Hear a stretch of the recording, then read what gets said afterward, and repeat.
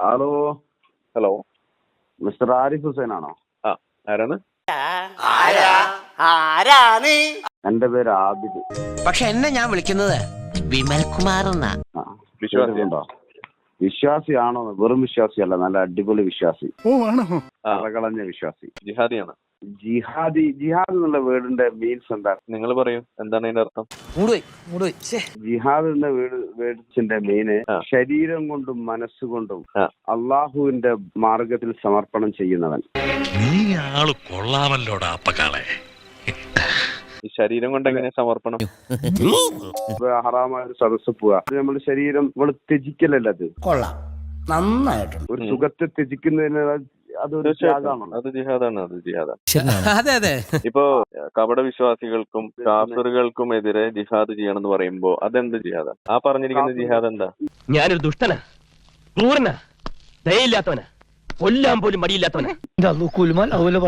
ഈ കാഫിർ മീൻസ് നിങ്ങൾ എന്താ അതിന്റെ ഡെഫിനിഷൻ? എനിക്ക് അറിയില്ല, ഒന്ന് പഠിപ്പിച്ചു തരുമോ? ചിലപ്പോ നല്ല കറകളഞ്ഞ വിശ്വാസിയാണെന്നല്ലേ പറഞ്ഞ, അപ്പൊ ഒന്ന് പഠിപ്പിച്ചാ. ഇനി നമുക്ക് വല്ല തെറ്റും പറ്റി ഇനിയിപ്പോ അങ്ങനെ വഴിതെറ്റി പോയതാണെങ്കിലോ, നിങ്ങൾക്ക് ഒരു ഗോൾഡൻ ഓപ്പർച്യൂണിറ്റി കിട്ടിയിരിക്കുകയാണ് നമ്മളെ തിരിച്ചു മതത്തിലേക്ക് കൊണ്ടുവരാൻ.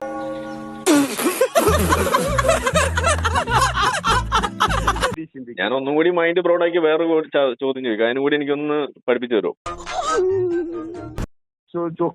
ഈ റദ്ദാക്കുക എന്ന് പറയുന്നത് അപ്പൊ ഇസ്ലാമിലുണ്ടോ? ഖുറാനില് ചെയ്യാന്ന് പറയുന്ന ഒരു സംഗതി ഉണ്ടോ? ഖുറാനിലോ? ആയത്ത് റദ്ദാക്കിയില്ല.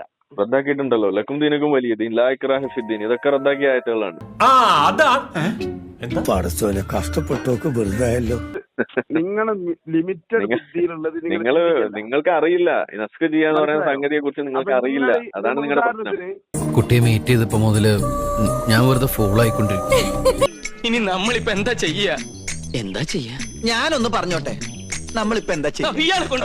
ബഹിരാകാശത്തെ കുറിച്ച് പഠിക്കണമെങ്കിൽ ബഹിരാകാശ ശാസ്ത്രജ്ഞന്മാരുമായിട്ട് സംവദിക്കണം. ഖുർആാനിനെ കുറിച്ച് പഠിക്കണമെങ്കിൽ ഖുർആാനിനെ കുറിച്ച് നല്ല അവകാശമുള്ള ആളുകളായിട്ട് സംവദിക്കണം. ഓക്കെ, അപ്പൊ നിങ്ങൾക്ക് അറിയില്ല, നിങ്ങൾക്ക് അറിയില്ല. നിങ്ങൾ ഇതേപോലുള്ള ഉദാഹരണം കൊണ്ടൊന്ന് വെറുതെ ഇസ്ലാമിനെ മൗലവിയും വീണ്ടും കരിവാരി തേക്കല്ലേ.